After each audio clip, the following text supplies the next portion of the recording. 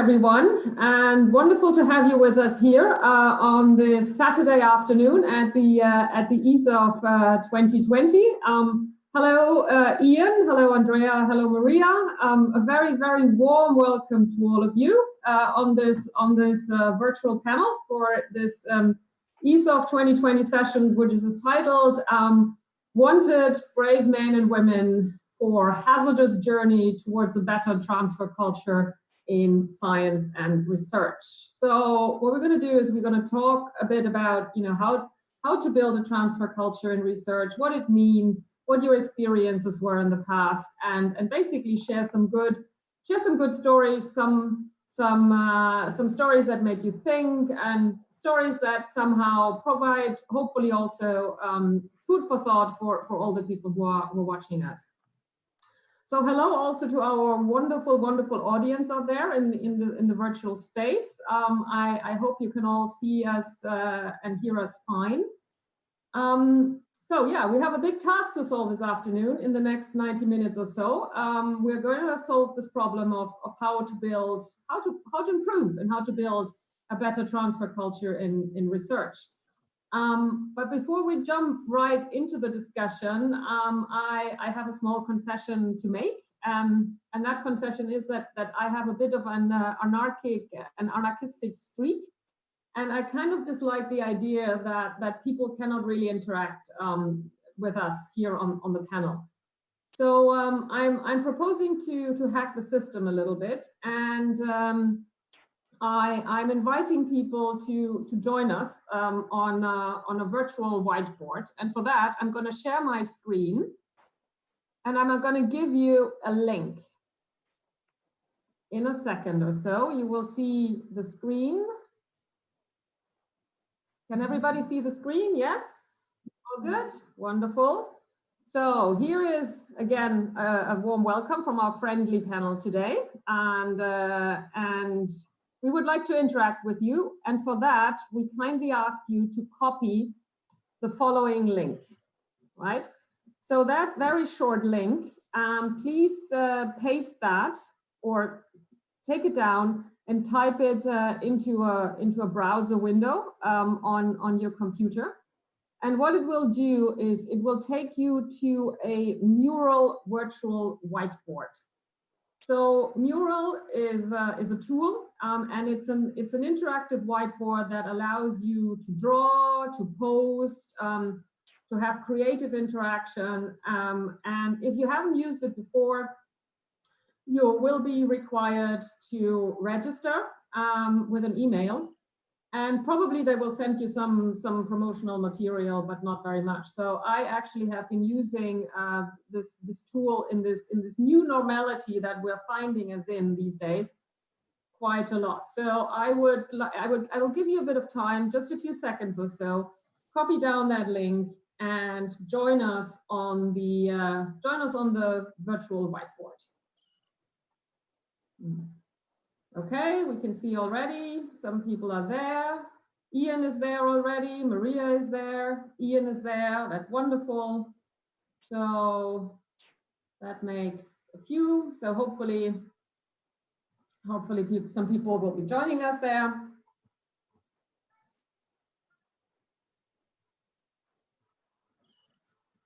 Yeah.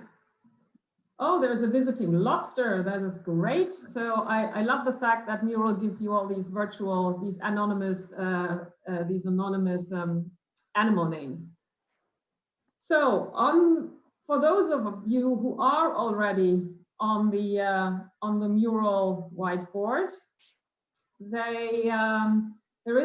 if you go to the top left corner, there's a little post-it function.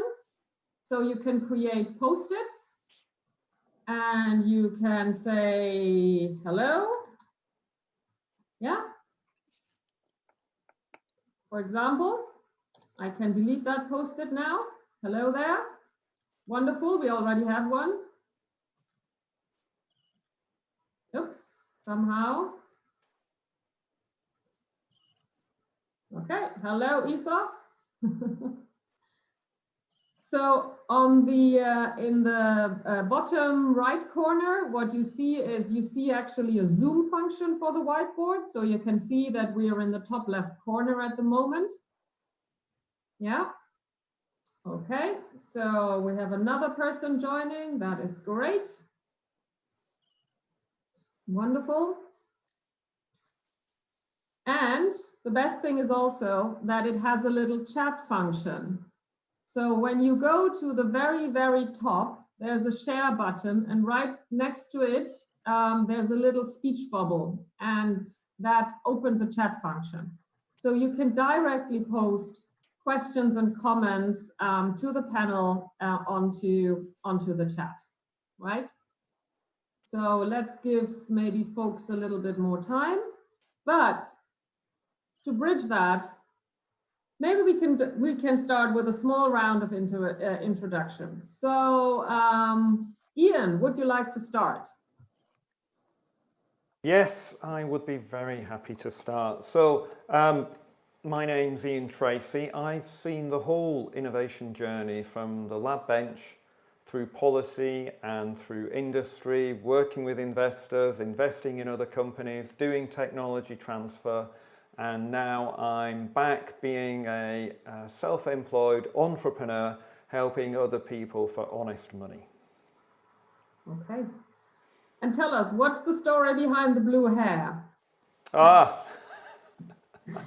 thank you. So I think... Sorry, I had to ask.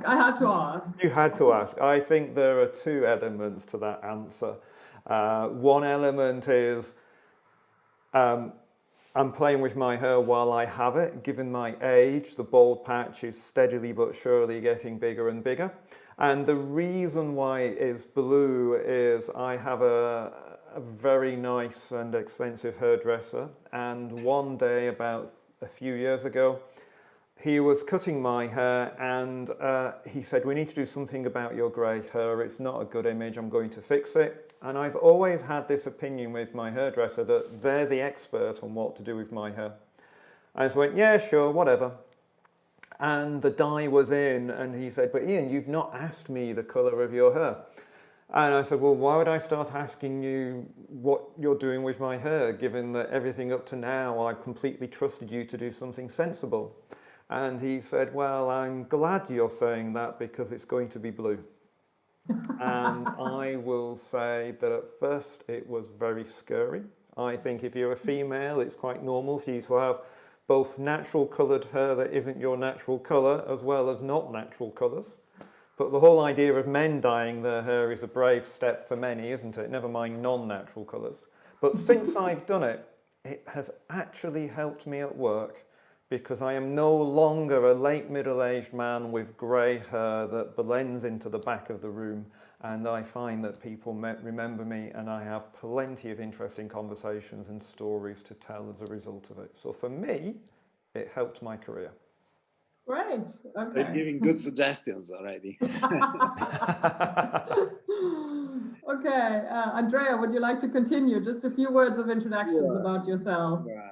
Okay, so I have several hats. I am an academic. I've been an academic for many years. I'm still an academic. I have a title that is, more a virtual title as a professor. But I'm actually, advisor to a technology transfer investment fund in Italy. So my daily bread are professors and students and researchers that want to get into the innovation bandwagon, and as entrepreneurs, they want to transfer their technology and push it forward and change the world. So this is the reason why I guess Barbara invited me here to tell what is my experience, my daily experience actually into this. And I am also an inventor. Actually, I have more than 160 patents granted, because I spent a lot of years in US in Bell Labs, and mainly my role there was, to wake up and invent something that was happening typically under the shower, and after a good coffee. So oh, come on, that's just, is that really true? Under the shower? Or is that just one of those? And I can give you also the explanation, because the brain warms up, and actually you generate, somehow the neurons are more stimulated, they tend to spike more, and some of the patents I have came up under the shower. I can guarantee that.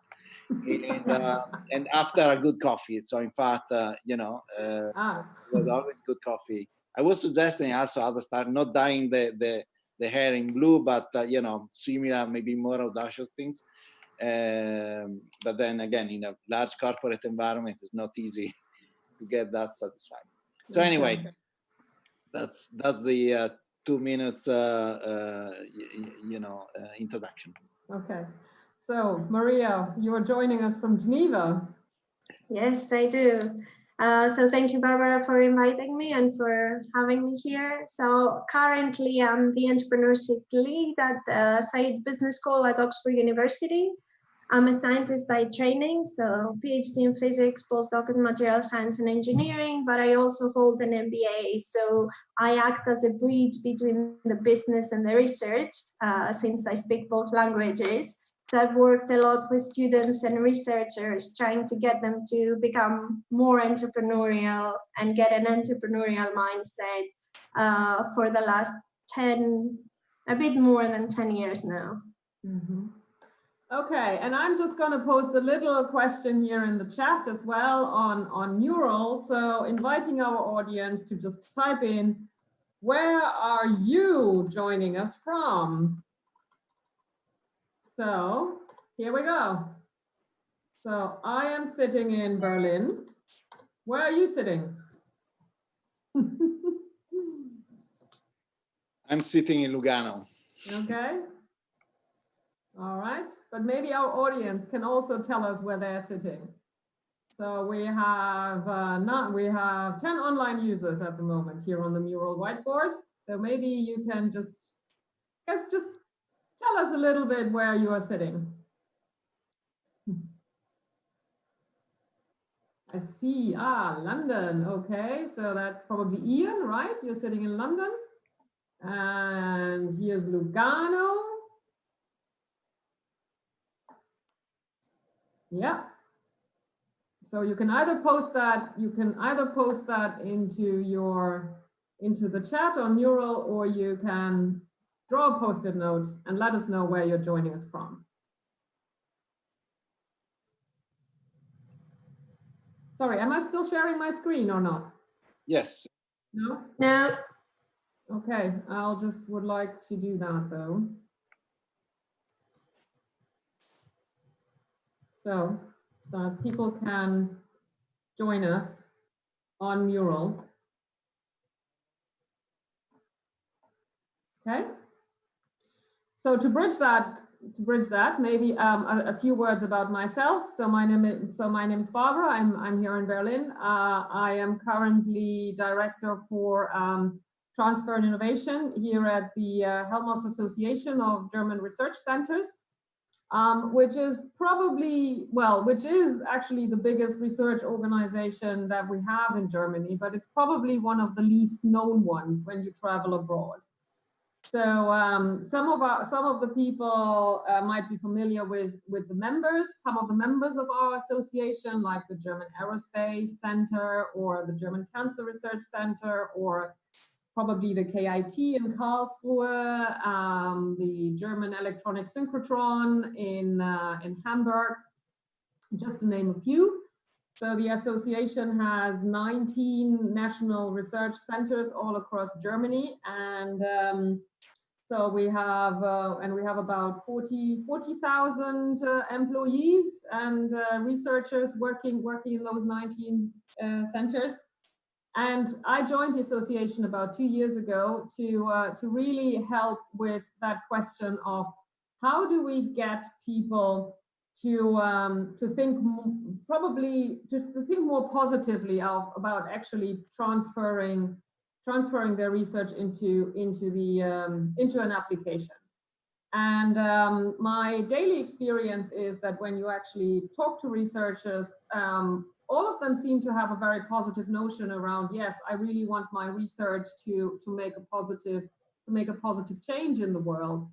But then when it comes actually to engaging with transfer and with all the mechanisms of transfer, either through knowledge or technology transfer, suddenly there's a certain cliff edge, and somehow it doesn't happen really as it should be. So I would like to ask, so we have a lot of activity here on the mural. So we have someone from Stockholm, we have Bonn, we have, that's wonderful, Brussels, Vienna, and from Trieste, coming from Spain. That is great. So a warm welcome to you. I hope we'll have some questions from you later in the course of this panel. But I would like to start with you guys here, and I'm a big fan of storytelling. So just tell us your best or your most memorable story. That can be a good story or it can be a bad one. It can be a good experience or a bad experience. That gives us an insight where we stand with establishing a culture around transfer in research. Who would like to start? I can start. Okay, you can start. Story, wonderful. A story, huh? Right. Yeah, a story. Good story. You know, when you work with again professors and researchers and so on, you end up always in have your preferred professor or your preferred PhD student that is the most entrepreneurial, energetic, and so on, and creative in particular. Well, yeah, I want to tell you one experience I had with an Italian professor. It's a she professor, and that comes in my office and start telling me about her idea, and then again we start discussing, and at the end of the day, we ended the day writing the patent. Okay. But there's not finished. So we write this patent, and then again we go through all over the procedure. It passes some time. The patent gets submitted. We get the search report. Everything seems to go very, very well. And then I said the name was actually Barbara. Said, Barbara, you know, I think it's a great idea. We need to push it in a way in which, and I was in her office, in a way in which this can really become concrete. And she tells me, okay, come with me. So we go in the lab, and she showed me this machine that she built with her student. There was an amazing machine, extremely low cost, that was working perfectly, and we're able to to position in the market in no time. And so just this spirit of creativity, but also very concrete sense of things was astonishing, even for me, that I like to be creative, and I believe I am a bit, was surprising, right? Because so much the desire to take an idea and to bring it to fruition, and do not leave it there and concrete, was really, really amazing. So this is the good story. I have also another much funnier story. I go and talk to this department, and then we talk about this thing that they developed, and of course I cannot tell you, it's all protected. Of course, you have to kill us. And so on, but the story. And so we keep talking, and so I keep asking questions. We're evaluating the idea and so on. And at the end, I said, "But look, did you were you be able to position this? Because it seems that it's something that you're keeping in your drawer." And this after 2-hour discussion, we're doing an evaluation, and he told me, I forgot to tell you one thing. We are the national reference for this kind of devices, and this thing has been already published in several papers, and I said, of course, before writing the patent, right? And said, yeah, because it was such a good conference that we thought that was a good thing to do. So that is the other extreme, not really understanding what was the potential of the idea, and of course somehow breaking one of the rules that you should follow if you want to somehow to really do valorization of your ideas, in particular if you have if you want to do a patent and not and not disclosing it before you protect it. Okay, who else wants to share stories? I think for me, doing it via stories is a fantastic way of sharing knowledge. And one of my big takeaways is there's a whole range of different personalities that we have to work with, both on the entrepreneurial side as well as on the academic. And I think one of the big things we need to overcome is people seem to distrust things they don't understand. We see it across the whole of life in many, many different spheres. And this sounds a bit negative, and I don't like starting with a negative story, but it's meant to be more ironic negative than truly negative.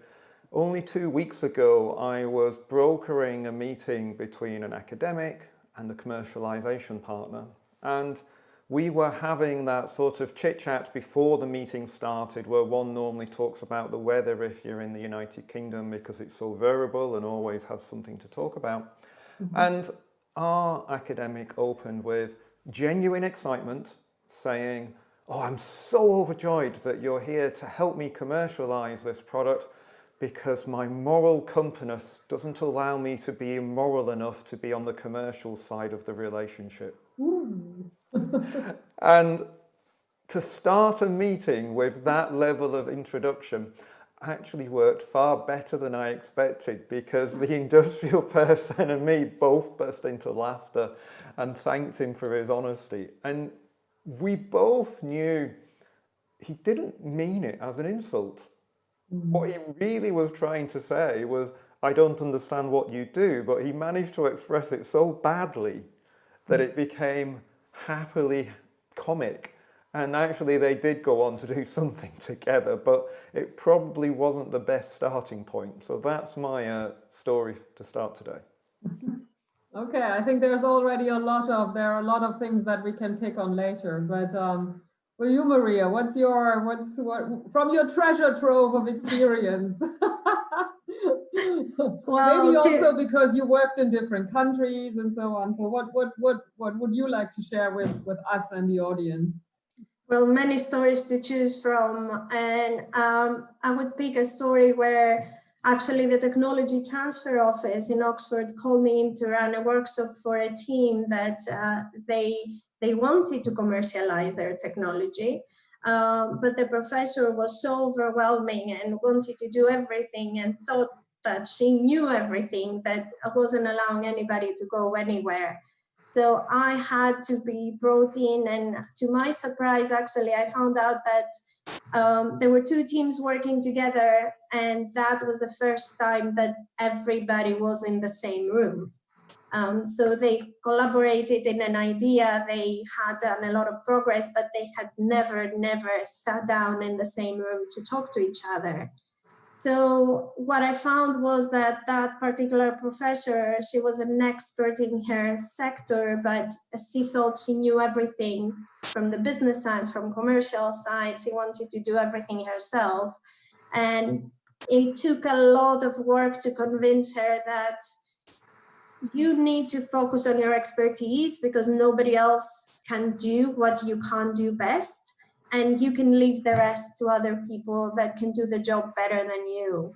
So making sure that their idea is their idea, even if other people outside their teams are working on it, and it's not like somebody's going to take it away from them. Sometimes it takes a lot of work. Okay, well, That's very nice. So, I mean, from the German perspective, I obviously being very, very heavily engaged in this debate around transferring research into application and trying to see how it can create impact beyond academia. But very quickly, I find myself that we're getting very quickly into ideological debates of applied research versus basic research and almost antagonistic. And I would like to ask you, I mean, should all researchers be thinking about transfer? Should they? I think it's thinking about it at the appropriate level, isn't it? I mean, we need blue sky research, we need fundamental research. But I would argue, even if you're doing fundamental research, you have a moral obligation to engage with the whole of society, to allow the whole of society to benefit from your knowledge. And so while you might not be the person who takes your idea to market, you shouldn't stop other people from taking that idea to market, and you should be open to communicating with them. And I think that's just part of the moral obligation that you have for society funding your research, if you're at the pure science end. And if you're at the applied end, the moral contract starts off on the understanding that we're doing this to support the industrial base, to generate wealth, which is then taxed, to grow the economy so that we can pay for the services that we consume out of our society. That's my view on it. I agree. Think about CERN, in which they do really very fundamental research. But if you think about the KTO of CERN, is very large, extremely active, and somehow the side products of the research they do is extremely rich, and is one of the largest KTO in Europe, because again they do basic research, but while they're building an accelerator, or they're building a component and so on, they discover that something else, and something else that has a lot of practical application in medicine, in teleconferencing, in even on software. They do great stuff. So, but CERN's an interesting test case, isn't it? Because there's technology transfer happening in two strands. Right. If I was to take the Higgs boson currently today has not changed anybody's life outside high energy physics. I still let go of my cup of coffee, gravity still takes it to the floor like it did yesterday. Yes. The benefit of the Higgs boson will probably be a medical research diagnostic technique in about 20 years. And we should fund it for that reason.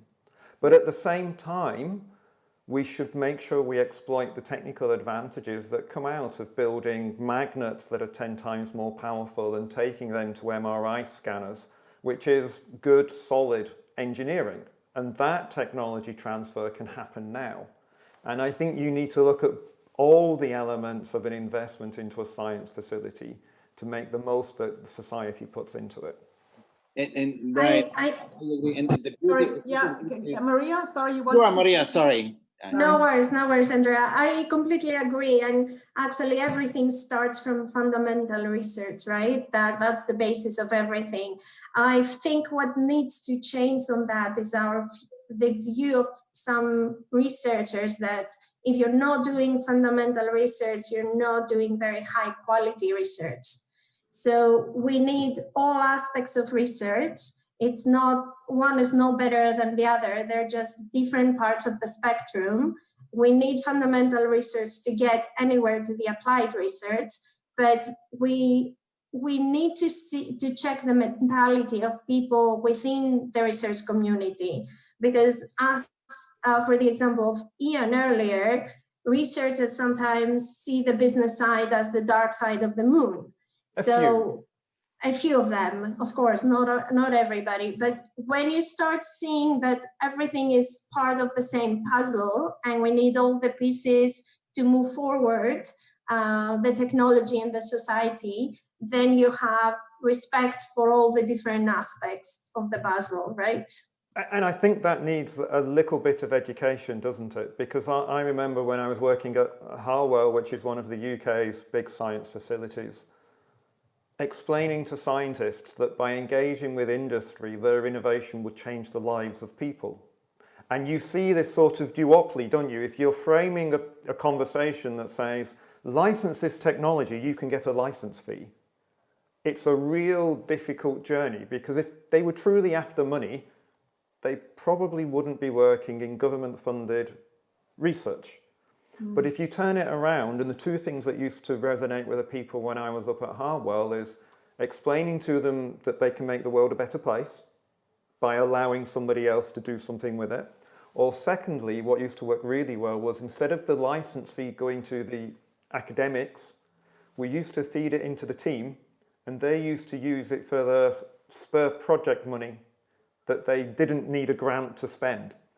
And by moving it to a collective experience that allowed them to have a better science environment was so much more engaging than telling them that they can make a few £1,000s.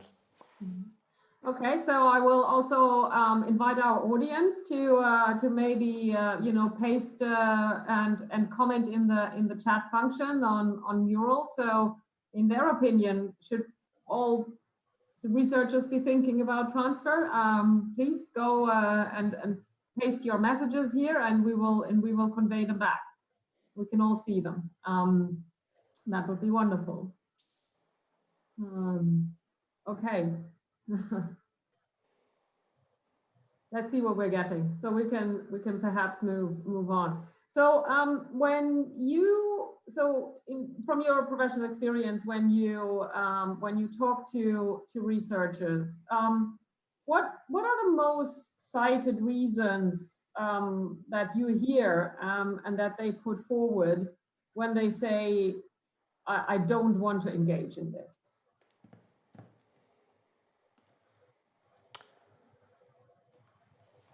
There's a fantastic in the chat for Maria, by the way.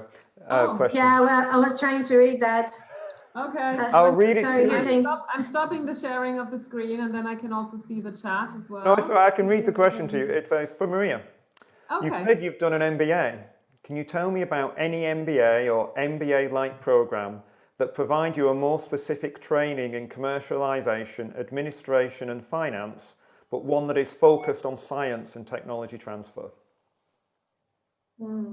That's a good question. So I'm not aware of any MBA that is focused on science and technology transfer, to be honest. I did my MBA 10 years ago, so I'm outdated a little bit on those programs. I know that in Oxford, they do a lot in commercialization and entrepreneurship. And during your MBA, you can be very much engaged with the technology transfer office. That belongs to the university, and you can do an internship, you can mentor science students. So there are a lot of opportunities for practice, but I haven't looked at any other programs to see which ones have a focus on science and technology transfer. Sadly, the one I did didn't have back then, because entrepreneurship was not as widely accepted as it is now. But I think that's been the big change over the time, hasn't it? So when most of us started doing technology transfer, it wasn't as organized as it is now. You get training programs from the like of ASTP, unless they've changed their name again and I've not kept up, that are very good at doing it. And as you say, a lot of MBAs have skills that are directly transferable into technology transfer. Okay, we get a comment here as well on Mural, as well as in the chat, saying we need a cultural change in research, more value to deliverables that are not papers or grants, and more interdisciplinarity. So yeah, that gets us right into the heart of the question. It's like, how do we create that environment? So let me get back to the question. So when you are interacting with researchers, like what do they cite as the most reason for not engaging with it? Because it's it is business and it's not their business to do business. First, okay. They're not interested in money, so I understand. In fact, I never start from that side. I always say, you know, I'm also a professor, I publish paper, I understand you and I empathize with you 100%. We have a great idea how we can change the world. And that is what, you know, so somehow relating to them is the easiest way to get in real contact with them. But it is really a problem of the notion of what the industry does today that is in general not necessarily a positive impact for the human being, right? It's making money implies not necessarily good choices for the humankind. This is changing with impact investing. That was the previous, you know, the previous panel in which the two things get combined together. And in fact, in that context, it's much easier to get researchers and professors, you know, involved into that. In fact, if you look at the population of academics that are involved in sustainability, I would say there is much more transfer happening over there. The benefits are apparent, you know, are clear. So you really, it's clearly that we can impact on site than in other aspects related to finance, for example, or ICT in general. Mm-hmm. I think sometimes the challenge is that their programs and their degrees require them a certain number of publications through the research. And students and researchers need to be very focused to get the research out and publish it in order to complete their degrees. And they see anything around it as taking their time away from that to do things that they're not core to their focus. What I've seen from Oxford is that if their PIs, which is their professors, are more entrepreneurial, they have more of a commercial mindset, they are more keen to do things outside their research and to have a broader interest in the impact that their research has. But if the professors is too strict and too focused on their research, then it's very hard for them to deviate and do anything other than their research. And I think, though, you need to tackle it bottom up and top down. And so when I was working with CERN, we tackled it bottom up by having a week-long symposium where we used to take 20 early-stage researchers away for a week to different European destinations and spend part of the week exploring how engagement with industry can help your career in a research environment. We mustn't forget that most PhDs do not end up in science in the long term because there isn't enough science jobs for them. So let's not forget that. And I think the top-down approach, which I believe works well, but I'm sure it isn't perfect, is in the UK we have 3 elements that we measure a university's value against. We measure them against their teaching capability, called the TEF. We measure them against their research capability, called REF. And we measure them against their knowledge exchange capability, called KEF. And if you see those 3 points forming a triangle, you can argue that the area of the triangle is a rough measure of usefulness. And it's much better to take an excellent university in one area and get them to build on their weaknesses than what it is for them to improve the thing that they're great at. Whereas normally people improve, they happen to be great teaching universities because they like teaching, or research universities because they like research. Whereas if you force them to look at their weaknesses and lift them up, they make big improvements, and most universities, the weakness will be engaging with industry. And so you end up with a more balanced engagement. So I think you do need top up, bottom down. So for the bottom up, Cornell University has a nice approach to that. So when I was there, they have a building where they host only PhD students, researchers, and postdocs. So there are no professors, and they're all for many different disciplines around the university. And they all do research in the same area. So that creates a lot more diversity. It gives you the opportunity to see what other departments are doing, what other teams that with the first look, it doesn't seem like it's relevant to your research, but there are a lot of bottom-up collaborations that are coming up this way without the professors being involved, and a lot of new projects that have a lot more practical applications that are created this way. And if you look at the so welcome professors, course, so in other words, professors mess things up. Is that what you're saying? No, Yes and no. I didn't say that. Yes and no. I mean, I spent quite a bit of time. Don't take it personal, Andrea. Don't take it personally. I spent a lot of time, in Stanford and Silicon Valley, and a lot of professors there, they have also their own company. Yeah. And so technology transfer happens at Dunkin' Donuts, writing down the ideas on a napkin and testing it the day after. So it's a matter of also culture, how this transfer actually happens. I would say in Europe it's quite formal, the way in which happens, and sometimes there is no knowledge, what actually transfer means from the academic side. I do a lot of actually of teaching on that, and also I've been involved in a lot of European projects for capacity building and technology transfer. We did a big one recently, called Progress TT. And instead, in my experience, in US, this thing was much easier, and was driven by the professor itself. So because he had this double hat. And I was saying in Europe, this is much more rare because a lot of professors actually run after grants and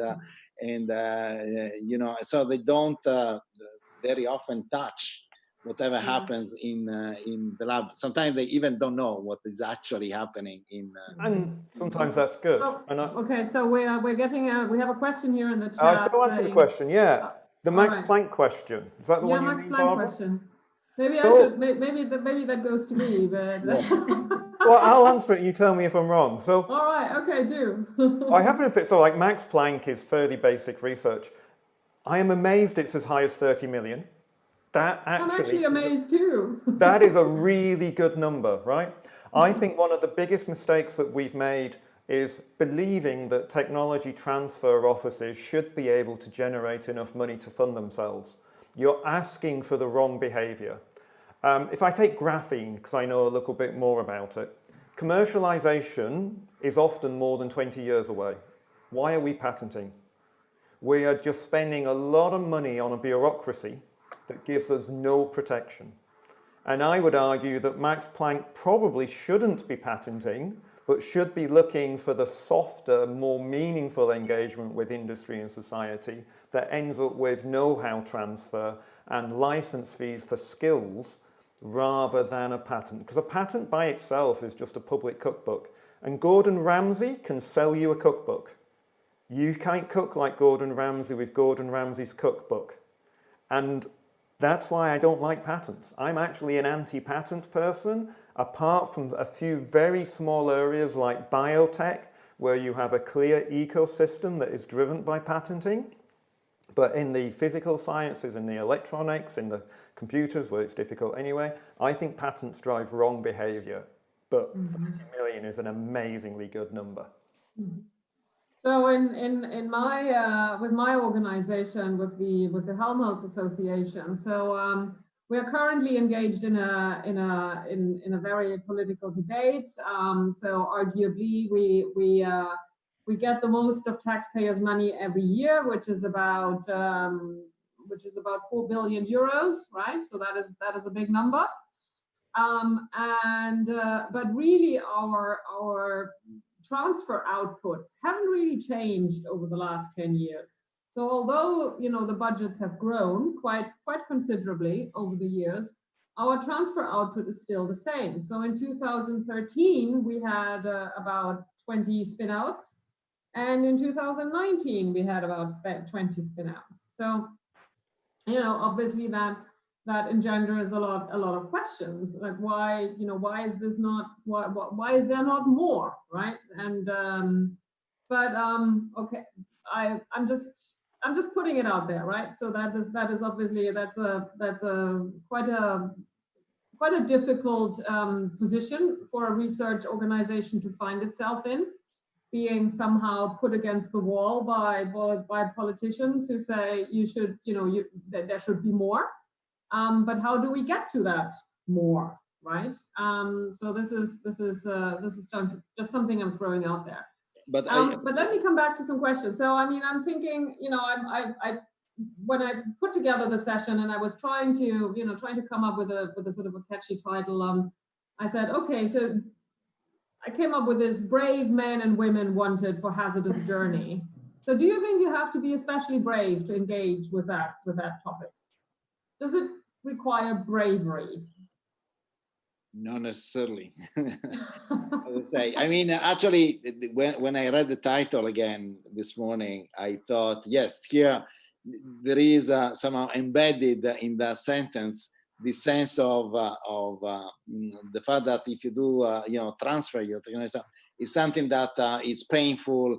It's and you need to be courageous and maybe renounce or something else for doing that or taking a lot of risks. And this is not always the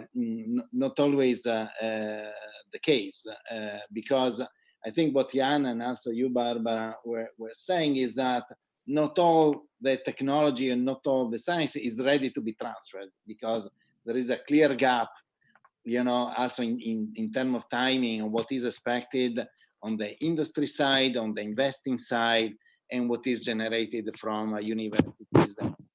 Mm-hmm. And you can try to fill this gap, but sometimes you cannot fill the gap, And if this gap can be filled easily, it's what we do with the fund. We sponsor actually this proof of concept. We call them targeted proof of concept that allow an idea to evolve a bit on technology and on business side, so that can be interesting from an industry perspective. Sometimes you can do that. Sometimes you just cannot do it. We use the TRL, the technology readiness level, as indicator, as a very rough indicator. That is, again, I see already Jan commenting on that with his expression. I already agree. It's not. So we can discuss that. But at least, and you know why we use the TRL? Because now in the European project, the TRL is always required. So they have to do this effort in some understanding where they are. And that helps us a lot in cutting out projects that are really research projects. So that it means that are not, maybe very interesting, but again, the gap is too large to be filled with an amount of money that the fund can allocate. So I think that is a problem. No, it's understanding what can be actually transferable. In addition to the fact that this transfer is not necessarily always very, very painful, because if the interest on one side is strong and there is a good communication with industry, transfer can happen, and there are a lot of factors to make this happen. But still, I used to joke at Harwell. I would still like to challenge that and say, like, do you have to be brave? I mean, what is it that you have to overcome to get there? Or like, what is it that, from your personality, from what your general sort of disposition is, like, does it require? No, you need to be social, not brave. Yes. Sorry? You need to be social, not brave. And it needs people who are prepared to drink a lot of coffee, understanding what other people do. It needs people not to be precious about their idea. And I find that is one of the difficulties that I used to see, is that academia is by definition a knowledge economy. And some people, obviously, because I don't want to speak in absolutes, can put a lot of emphasis and importance on idea generation, and that can be a hindrance, because when they see their idea being commercialized, they can find it painful, because they go, but I had that idea, and industry's going, yeah, but we're the ones who commercialized it, who found the customers, who found the financing, who made the product work. And so I think you need to be sociable and be prepared to let your ideas go without you, would be my take. I agree 100% on this. Mm-hmm. Maria, is there anything you wanted to add? Can you hear me, Barbara? You're frozen at the moment, I think. Yeah, my whole screen on Zoom is frozen. I can hear you, but I can't see anything. So, but if you can hear me, that's fine. Okay, great. So I would add that as for every professional journey, you need certain personalities and certain skills. And for some people it's easier, and for some people it's not as easy to take that path. And I would say because there is a lot of uncertainty in the commercialization process, not everybody is comfortable with that. Not everybody has to be, as you guys were saying earlier, is you might have the idea and somebody else can commercialize it. You don't have necessarily to take your idea to the market. It takes a teamwork, and you can do the part that you like to do, and you're not forced to take every step of the way in order for your idea to get to the market. So I don't know about bravery. I think more of open-minded and seeing the opportunities and take advantage of how your research can impact the world and make a change.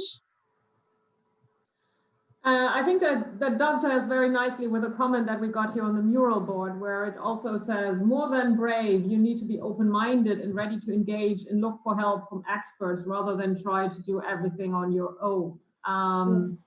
And I think that, I don't know what you say, but I think that is sometimes very hard especially for scientists and researchers, which is an environment that is very much based on excellence, right? And if you are, by definition, a top expert, it's sometimes very hard to actually be in a space where you're not an expert.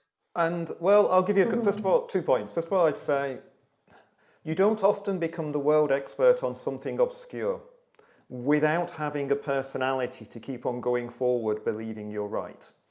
Otherwise, you would not become that world expert.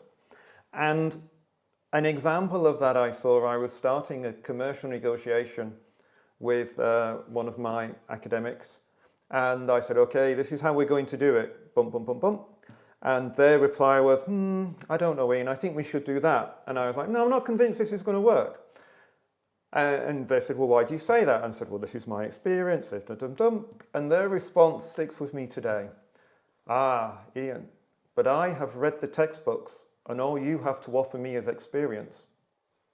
And it was this, and you're like looking at somebody going, hang on, we're talking about negotiation, and you're telling me that your book on negotiation is more knowledgeable than my experience. And this person was not trying to be a complete annoying person. You know what I mean? In their mind, they researched the complete topic and they knew the path they wanted to take as a result. Whereas I didn't have a rigor in what I was talking about because I was only talking about my experience. And it made me smile in a positive way. Okay. First of all, thank you very much for the engagement, dear audience out there. We really value and we really appreciate the comments and the engagement. I'm trying to keep a look on both chats and both post-it notes, posted on Mural and posted in the chat.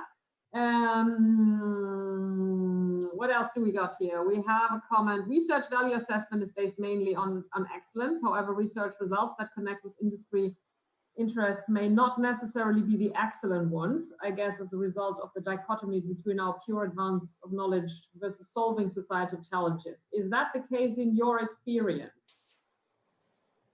So pure research valued over solving societal challenges? Am I phrasing that correctly?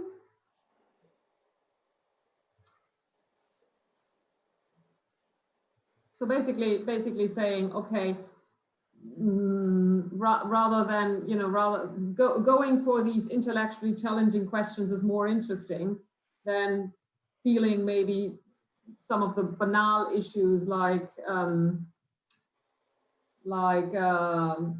finding a solution to a traffic problem, for example. I think different people are motivated by different things, aren't they? You know, there are some people who would like the pure approach, and there are some people who like to be pragmatic. I think it's more true, actually, that people go where the funding is.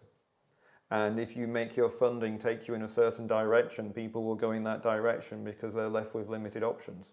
It's a brutal way of doing it, but it is an effective way of doing it.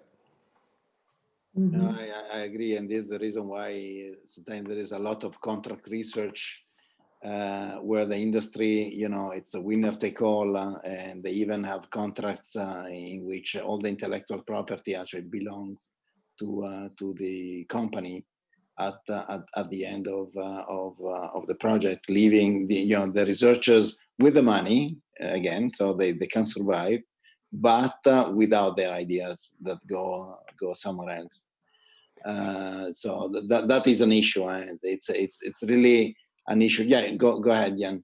No, I'm just going to say, but I think part of the challenge is too often we express these sides as different sides that are facing each other. And I think it's working. We owe it to both industry and academia to look for the overlap that makes both people want to go in the same direction. Right. And the example you've just gave is an effective tool. What you're doing is you're saying quite simply, industry will make money. We know they will. Leave it with them. But you end up hurting and annoying the academic, whereas if you found a way of both parties winning, Right. whatever you're doing, if both sides feel they're winning, it tends to work a lot better than one side destroying the other side. Right. I would also add to that for a company to put out a commercial product, they have to balance the time they're spending into research and manufacturing with the income that they will get from the product. While for the researchers, if they know there are improvements that can be made, they're not willing to let go. So they are looking for that excellence. But in the industry side, you have to strike the right balance. You can't just optimize the product forever. And I think that creates a bit of conflict there. But I think you end up with different people in different places. Yeah. Yes. And if you're this person who wants to be perfect in your knowledge, you're going to enjoy life in academia a lot more than if you did get an industry. You know, so we should play to people's strengths by finding a reward mechanism that supports both. And sometimes it's just encouraging both sides to talk is what it takes. Not only that. So let me pose another question here. So you know, when we're trying to tackle this issue around, you know, where are things stuck here in the system? You know, where are we obviously not doing things right? You know, we're always looking rather BDI towards the US or places like Israel or so. So what do you think? So what's their secret sauce? I mean, why does it work there? And what's the what's your opinion? What's your experience? What's the secret sauce? I think it's culture, Barbara. I think it's the way they deal with failure. So if they try something and it doesn't work, they just take the learnings and move on. So there's nothing negative associated with failure when you try to commercialize something. While I would say in other places, people frown upon you when it's like, you know, you carry something negative rather than a badge on your shoulder that, you know, I tried this, it didn't work. I learned so many things. I took the learnings and I moved forward. Is that the only thing? Is that because, you know, that is generally cited as one of the, you know, as one of the big sort of cultural changes, but are there other things that come into play in your opinion? I think, yes, but I also think the problem's unsolvable. And what I mean by that is, I think the factors that drive each region are extremely complex. And we tend to pick a few of them when we analyze the problem. And so we're misanalyzing, you know, because as well as the risk culture I would talk about, Is it communication capability because people meet each other in a place like Israel in the army? Is it ready availability of venture capital in a place like America? Is it the fact that IP licensing is trivially different? Is it in Cambridge? There are no other, Cambridge is in the middle of nowhere. If you want to stay in Cambridge and you leave a company, you create a new company because there's nobody else to employ you. Whereas in Oxford, you go to next door in Reading and you get a different, each area has a whole set of different factors and variables. I think one of the things we can do is encourage people to learn from each other, because many of these clusters are very open-minded. And if you go and ask them what works, they quite often tell you. Flights, 12 months ago, flights were really cheap. Now I find Zoom calls are taken by all sorts of people. I find now that it's so easy for me to get people from California to join my conferences and give me opinions, because I'm only asking for an hour of their time and I'm not asking them to fly to Europe. So I think the ability to exchange knowledge through COVID has shot upwards perversely, and so maybe we should be learning from each other more. Okay, so yeah, just again, putting the question out there to the audience. So please engage with us. Please tell us what you think. So what are the factors? What's the secret sauce? Why it works better in some places than others? So we'll pick them up. But sorry, Andrea, I interrupted you. Yeah, no. What I was saying is, just generalizing a bit what Jan was saying, it's a matter of ecosystem. It's a matter of what you have around you, and there is a group pressure. Again, I remember my experience in US. It's like if you are in an environment that is very creative, very rich, you become creative also. And creativity, it's easy. It happens like in a natural way, and you feel in a condition in which you can generate. You don't feel like, if you make a mistake, that's it. Actually, making mistakes helps, and everyone, supports you. I don't want to say that, this happens only in US, happens also in Finland. I mean, my experience in Espoo has been great also for this. Happens in France. It start happening in other places in the Western Balkans. Slowly, this is picking up, but it's a lot related to the ecosystem. Can be a local ecosystem, can be a virtual ecosystem, what Jan was saying. The fact that you can get someone on a call for, sharing an opinion is of extreme value. If I well remember, ARM was born because they had offices very close to the coffee, and they opened their coffee place every day at 5. So people from university actually went there, and so there was a lot of cross-fertilization. I was saying before, the ideas were coming early in the morning under the shower. That's true, but a lot of ideas come up just discussing with people in a very casual way. I was in Bell Labs when the neural network actually have been born, and with Jan and team, I was actually part of the same group. And that started actually for, looking at practical problems and discussing, at the French table, how we were calling it. And we are always speaking French. So how the fact of communicating and being open-minded are key, and having an environment in which this can happen, that is what sometimes makes things really fly. But still, I mean, I would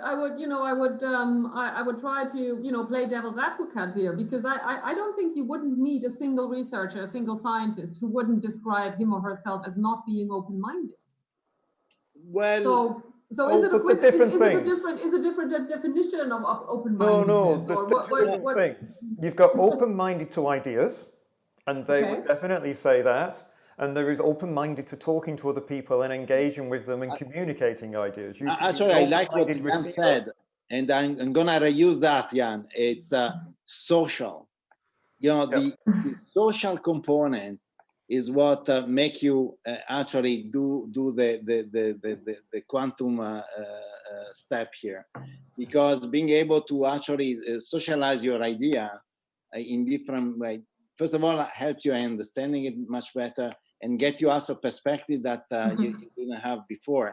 also from an industrial perspective. And if you want a fancy theory, you just use Chesberg's open innovation model. But if you had to reduce that to one thing, you just sort of say, you either take your idea forward or you gift it to somebody else who will do it instead of you. But the worst thing is a great idea that dies in your head because you won't vocalize it and you won't release it. There is the fear from scientists, from what I have found, that somebody else will take their idea and they run with it, which That's is a compliment. completely exactly. But also, how many times has that happened? And I think the more you talk about your idea, the better it becomes, because you get questions, you get feedback, you start thinking about aspects of your idea you've never thought before, because other people are looking at it from a different perspective. So when you discuss your idea with just your team, you all come from the same point of view. When you open it up and you talk to to people from other disciplines or even other professionals that they're not researchers, you get a different perspective, and that makes your idea a lot better. We got a comment here on the mural saying scientists can be extremely close-minded, spending their life studying one single gene. Yes.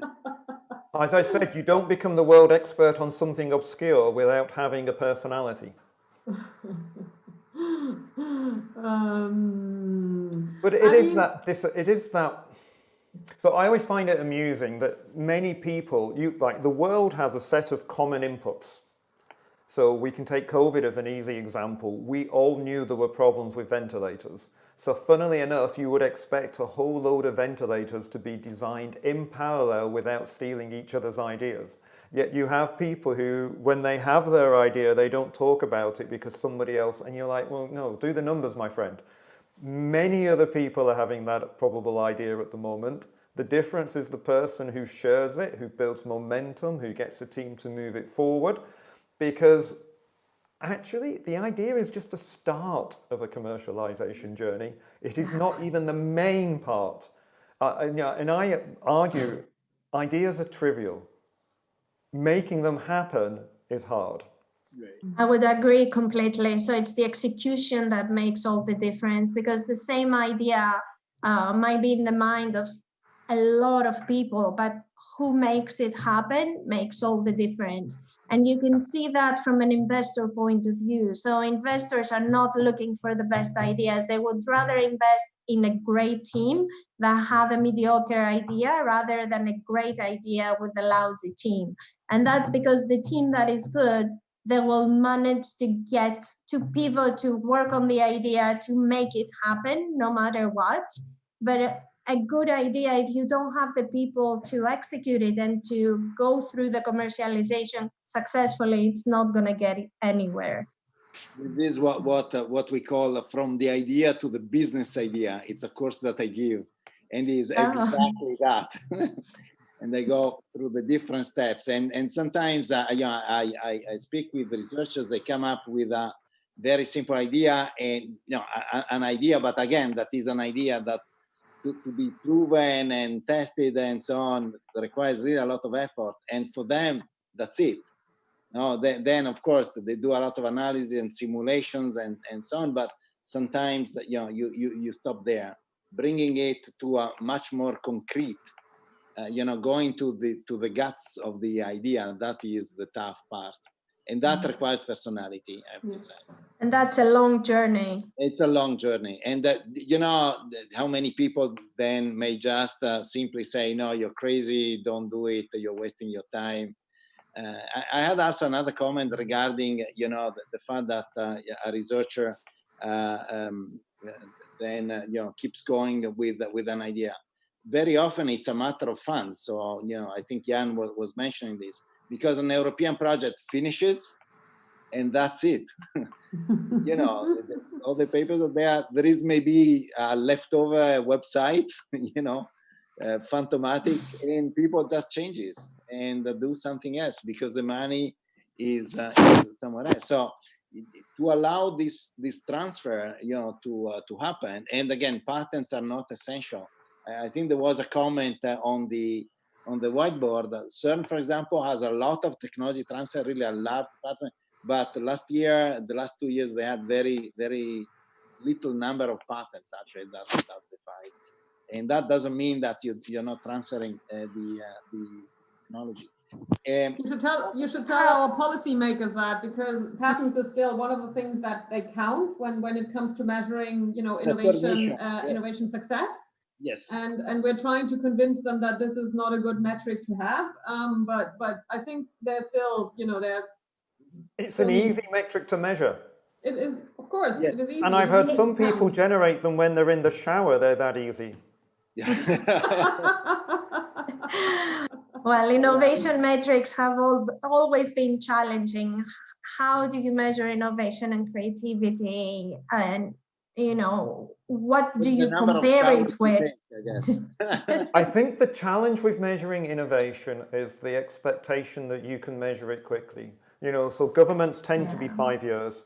And I would say it can be 10, 15, 20 years before you know the true value of an idea and where it has gone. And when you try to measure it on a 5-year time scale, so I can see that in the UK where, things like graphene, we have spent £1 billion investing in graphene. And now we're hearing the conversation starting where they go, but what has graphene done for us? It hasn't changed the world. And the people who are in the middle of it are looking around going, no, because we're still at the beginning of the journey. What were you expecting? And the other side are going, well, we spent $1 billion. Of course, we have to have something. And that's the problem you have. Yeah.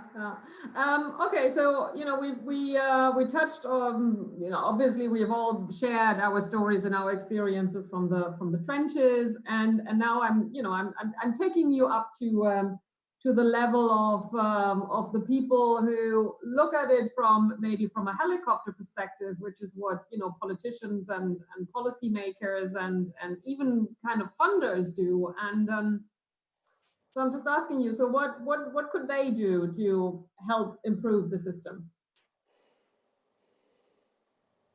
Trust. I mean, if you get to it's a hard currency in politics. Yeah, but you can look backwards and you end up. So the old adage about advertising, isn't it? You go, we know half our advertising is wasted, but we don't know which half. And I would argue that investment in science can run in similar ways. And you're sort of saying, look, there's some easy answers. It's about educating your workforce. We can check that that's happening. But we make people report our success stories based on stuff that happened 5 or 10 years ago. So they're always engaging. And then you have that long drift and you just sort of say, look, we know stuff happens when you give it to this sort of science area. Asking the questions too often doesn't get you any better data. Yeah, I would say there are also practical things that they can do. Like, for example, we said that patents is not the best metric, but that's what they do. And that's the process that everybody is going through when they have an idea. So, for example, a unifying patent process throughout different countries will make it easier, because patents are expensive and they're complicated. So making that a simpler process might help. But also early funding for ideas can be a little bit easier. So SEIS, for example, in the UK, I think it helped a lot the ecosystem to move forward.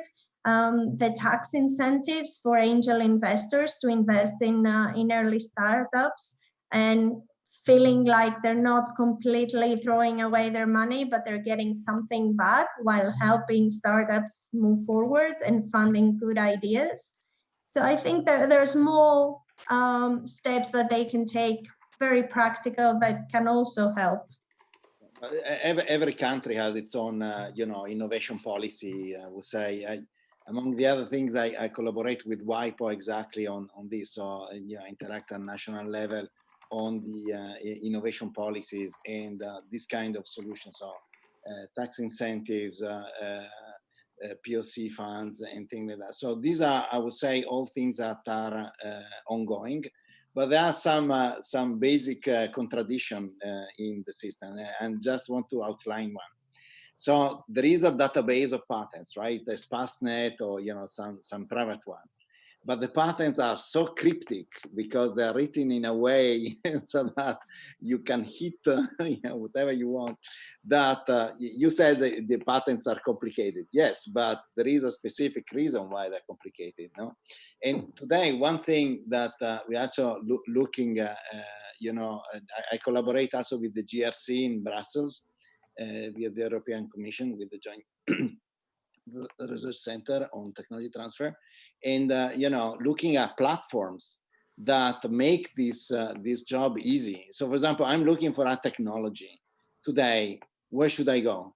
Where I go, and do I have a list? I can go on Amazon and buy batteries, for example. That's very easy. Everyone can do it. But if you're looking for a specific technology, it takes forever. There is that part is still a complicated task. I would say. So we are talking here about technology transfer, but do we have all the tools? Do we have the screwdriver and the screw and all the other elements so that everyone can compose that? The answer, I would say, is not. In Progress TT, that again is an European project that finished a few years ago, and we contacted all the TTOs in Europe, 753 TTOs. Then we followed during 3 years around 60 of them very closely, and again for doing technology transfer. And we discovered a lot of issues, in fact, related and contradiction in the technology transfer process. A lot of people do not understand what technology transfer is. Even the people that is tasked to do technology transfer, sometimes tasked with a bunch of other things that do not relate to technology transfer. But also, maybe we can also, sorry, I'm just throwing it out to the audience again. So again, if you have any suggestions or comments around, what policymakers and funders can do, please let us know by posting in the chat or posting on the whiteboard. Sorry, Maria. Just to add to that, as an example, in Oxford, for example, even our own technology transfer office was not innovative or friendly to the entrepreneurs many years ago. So more than a decade ago, it used to be very rigid. It used to take a lot out of the entrepreneur or the researcher of the idea. It was more than 50% or around 50% of equity. And then on top of that, they will license the idea back to the researchers and they will charge them with several fees. And that really destroyed the trust between the researcher and the technology transfer office. And now that has changed a lot. So the environment ecosystem has evolved. The technology transfer office are doing a lot more to attract the researchers, to help them with their ideas, to build that trust. And also we have a new fund at the university, which has helped with the dynamics. So even within our own ecosystem, sometimes we have to look and see where the issues are and create better processes and friendlier environment for the researchers and for the ideas to be commercialized. Sure. We have a comment here in the chat function, which is around trust. Trust, yes, but policymakers are in principle accountable for spending public money. But more important than that, in order to convince the public to support funding of research, not only financially, but to have a supply of interested youngsters committed to the research agenda, it has to show its utility, not only in creating return on investment, but also by fascinating the next generations. It may be that something will result in 20 years. So why should a youngster dedicate to this? Any ideas? Anyone who wants impact to investing? Sorry, impact investing. So I would say when you connect, the notion of pushing technology on the market for profit with an idea of some benefit for society in several aspects, because again, impact investing is a large concept, and this can be materialized in different phases, but relatively quickly, that and can create impact either on the short term with maybe some outcomes of this, and on the longer term on a societal impact on larger scale. I think that is a good motivation. In fact, for I don't know if the problem is getting youngsters into research. Yeah. I mean, I'm not entirely sure that because we have this situation already where we have 10 times more PhDs than we have research careers for. So I don't think we need to worry, actually. I think it's great that people want to do it, but I guess we have enough.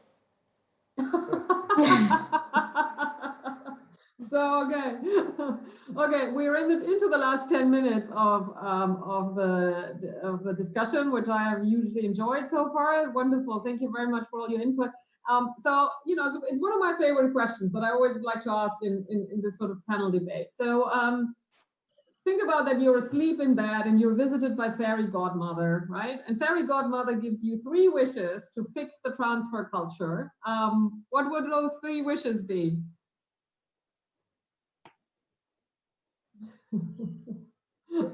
Oh God, you're thinking very hard. 3 wishes. No, so for me, one of my wishes would be to put more money into encouraging people sharing ideas. So like the Wellcome Trust, if you get a research grant from the Wellcome Trust, one of the obligations on you is to spend a certain amount of time per year, and I can't remember the exact number, I think it's a week, going to other research areas and engaging with them, because they massively want to increase cross-fertilization of their science base. And so one of my wishes would be to have funding programs where we end up doing that, because when people talk, ideas are swapped, things happen. It's ivory towers that hurt us. This somehow it's already happening with Erasmus and other programs, change programs, also with US and so on. And it happens quite a bit. But again, I go back to your point that I think is crucial, and I'm glad actually that I was part of this, is this social.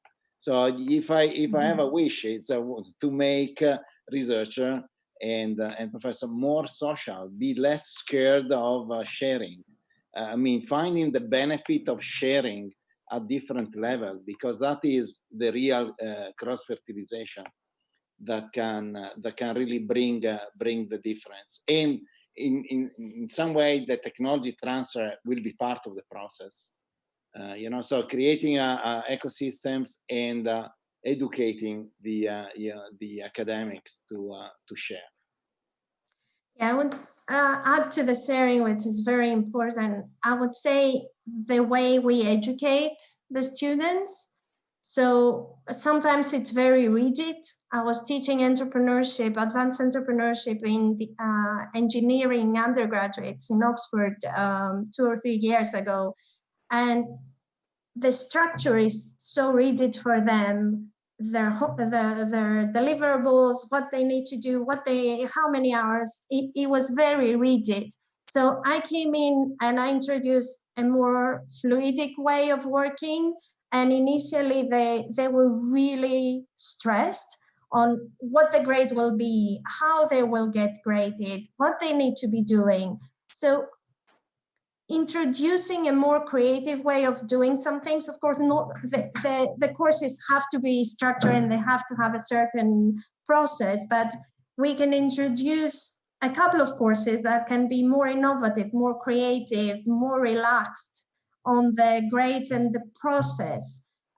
So students can learn to work like this, because I found it very difficult for them to deal with that uncertainty, to approach their idea in a less structured way, in a more business way, to go and look at the market and think a bit more broadly on, okay, I'm doing this engineering project. What's the impact in the world? Who can be used by, and what's the value of it in the world? So sometimes just giving them the space to be a little bit more entrepreneurial and creative can help with the social and the creative aspect and the interdisciplinary aspect.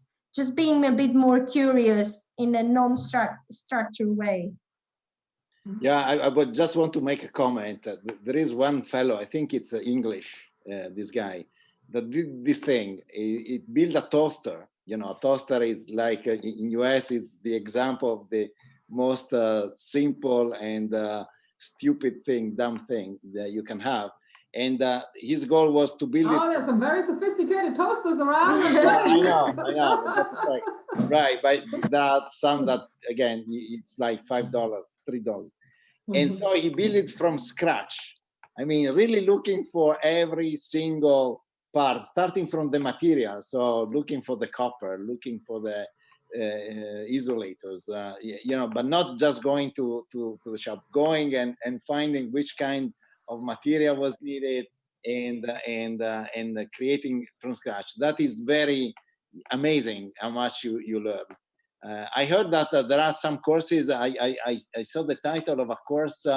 I don't remember where, maybe in France. And the title of the course is Building Your Bicycle. So mainly, if you build a bicycle, requires quite a bit of expertise.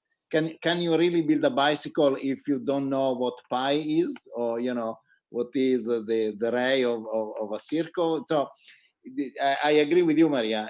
Being really much more engaged in what is the impact also of what you're learning, it's essential. I mean, it's in my experience, I am a person that tend to be also very proud. If I don't put my hands on something, I don't own it. And in this process, you really, grasp what you're doing, and it's much easier to understand how it can be beneficial for other domains. Yeah, I've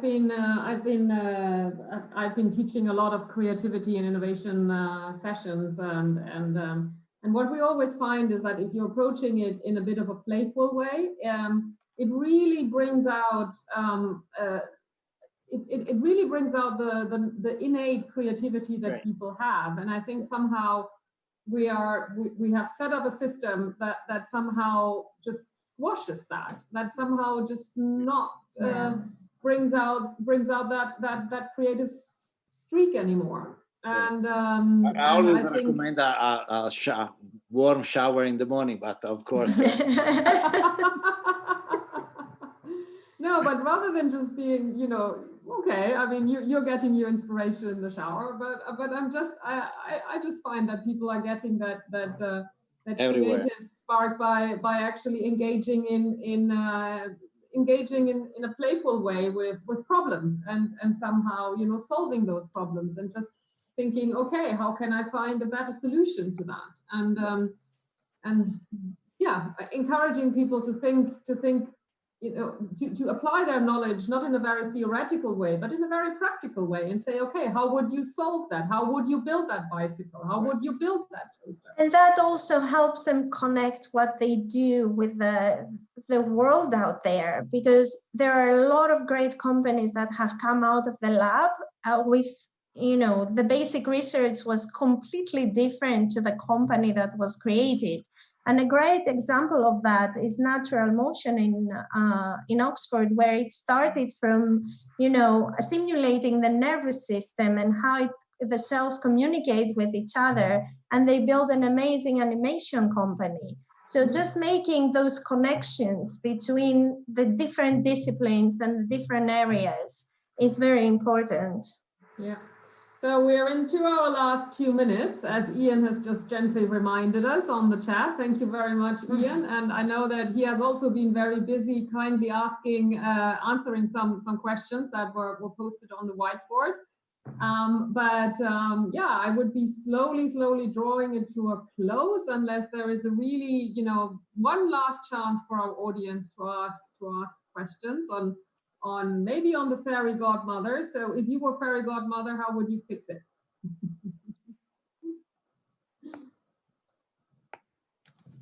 Okay. Well, if not, then well, wonderful to have you with us this afternoon. Thank you so much for taking the time, and thank you to our wonderful audience out there who was watching us, and we hopefully managed to set up some degree of interactivity. At least when I'm looking on the whiteboard, it's absolutely peppered with post-it notes and with comments. So thank you very much for that. And well, yeah, let's part ways with this. I think we have had a lot of interesting exchanges and comments, and a really stimulating debate. So I really enjoyed that. And thank you very much for being with us this afternoon. Thank you. And thank you, Barbara, for hosting. Thank you, Barbara. Thank you. I posted a link on the proof that showers actually boost creativity on the. Okay. Thank you, to everyone. prove it. Next time, Bye, folks. all. Stay safe. All right. Bye-bye. Thank you too, Bye. wherever you are. Greetings from Berlin. It's a rainy afternoon here. Ciao. Thank you.